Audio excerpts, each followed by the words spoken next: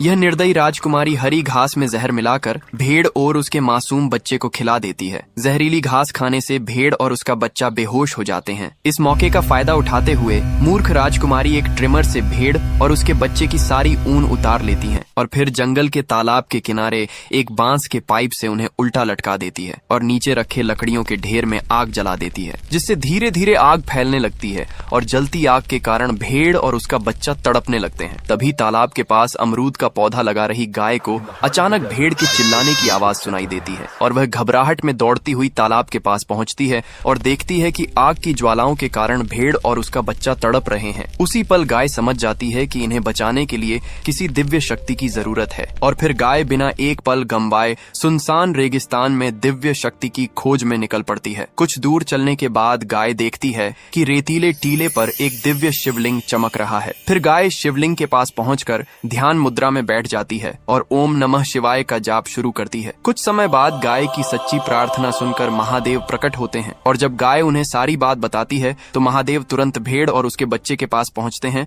और अपने नीलकंठ स्वरूप में धीरे धीरे जटाएं खोलते हैं और अगले ही पल महादेव की जटाओं से गंगा की दिव्य धारा जलती लकड़ियों पर गिरने लगती है और आग पूरी तरह बुझ जाती है। फिर भेड़ और उसका बच्चा खुशी से नाचने लगते हैं, लेकिन फिर भी किसी ने महादेव की इस महान लीला को लायक नहीं किया।